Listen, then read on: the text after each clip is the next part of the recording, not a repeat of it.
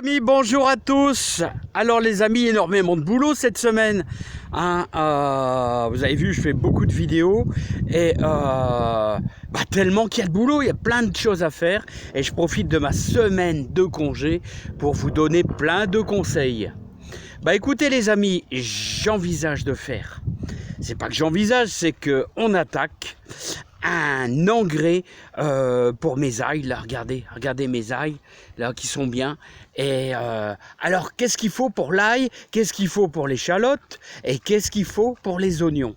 Eh bien, on va faire de la potasse, les amis, mais de la potasse naturelle. Allez, c'est parti. S'il veut.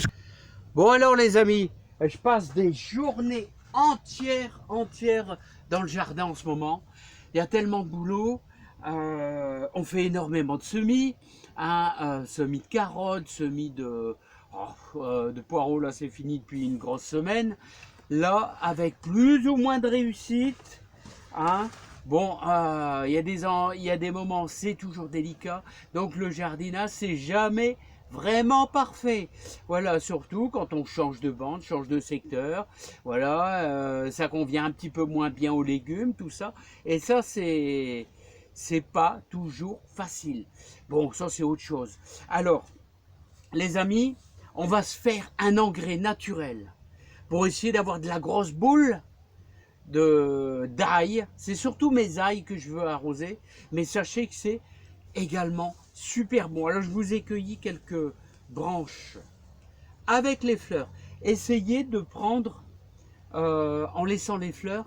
Alors cette fameuse consoude, alors je vais vous la faire voir, et j'ai même un pied qui pousse dans la serre, à la consoude. Voilà, vous voyez, ça fait des fleurs un peu bleutées, vous avez des blanches, c'est selon la maturité, là, et vous avez des feuilles un petit peu comme ça. Vous voyez, ces feuilles un peu comme ça. La consoude, vous en avez plein, les prés, enfin ici dans le nord, au nord de Béthune, il y en a plein, même sur le bord des chemins, le bord des fossés.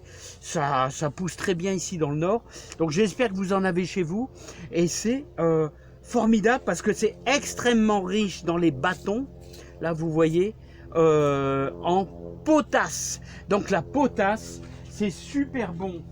Aussi bien pour... je vais dire surtout pour vos tomates. Alors, vos tomates ou alors les ails, les échalotes. Alors, vous allez me dire, c'est des légumes qui n'ont pas besoin d'être fortement arrosés. Mais justement, si on les arrose très peu, mais on les arrose quand même un peu, je veux dire. Donc là, je vous ai fait voir un petit peu les feuilles. Et là, alors vous allez les concasser. Et c'est un peu la même préparation que le purin d'ortie. C'est exactement la même chose. Alors moi, je vais chercher un gros sac comme ça, vous voyez. Bon, la marque, on s'en fout. Un gros sac de course, là. Moi, je vais le chercher en vélo, tranquillement, dans un pré où il y en a tout plein. Il y en a tout plein.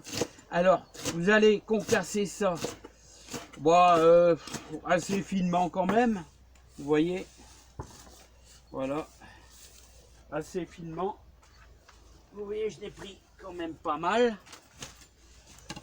voilà, je les mets en gros comme ça sur ma planche, voilà, comme ceci, et ensuite, attention à vos doigts.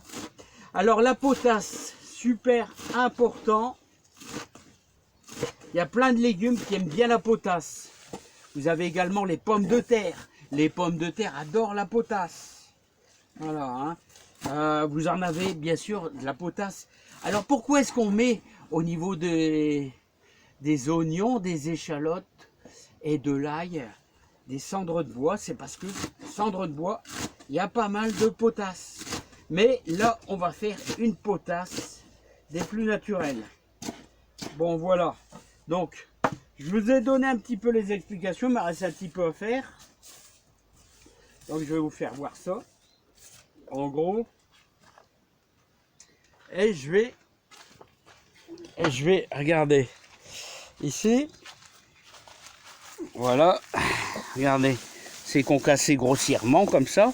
C'est très bien. On va laisser ça au moins une douzaine de jours parce qu'ici il fait chaud. Et je vais ajouter, vous voyez, je vais ajouter au moins 10 litres d'eau. Hein. Alors un arrosoir complet.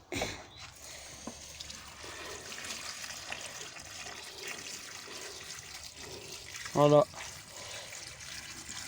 Comme ici. Alors ici, vous voyez, on est dans la serre et ça va fermenter assez vite. Hein.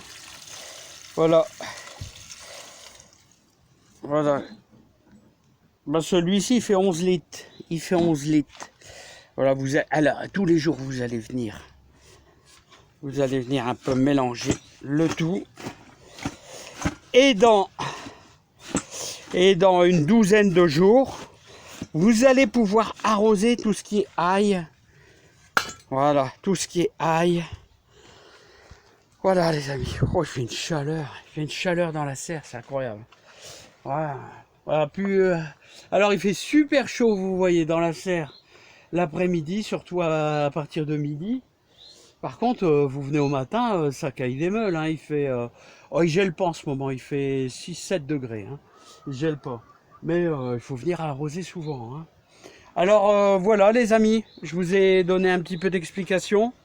Là, bah, tout ce qui est ail, échalote, tout ça, tout est ici. Et là, n'oubliez pas, on n'a pas mis de fumier. Hein. Voilà, donc ça vous donnera un petit conseil sur les arrosages et en ayant un arrosage qui va nourrir en plus de façon naturelle vos échalotes, tout ça. Bon, moi je vais faire en particulier l'ail. Voilà, hein. C'est la première fois que je mets de l'ail ici sur ce petit champ. Hein. Donc on verra bien. Bon bah voilà les amis, c'est tout pour aujourd'hui sur ma petite chaîne. Vous avez vu, énormément de boulot. Je commence à 7h30 du matin, je finis à 7h, 19h, 19h30. Là, j'ai passé toute ma matinée à désherber. Voilà, on a semé les navets. Bah, quel boulot les amis, quel boulot. Hein. Allez, à bientôt. Bye bye. Voilà, et puis n'oubliez pas, il faut tout arroser. Hein. Tout ce qui est courge, courgette, et puis faut pas les oublier parce que ça sèche vite. Hein. Allez, à bientôt. Hein.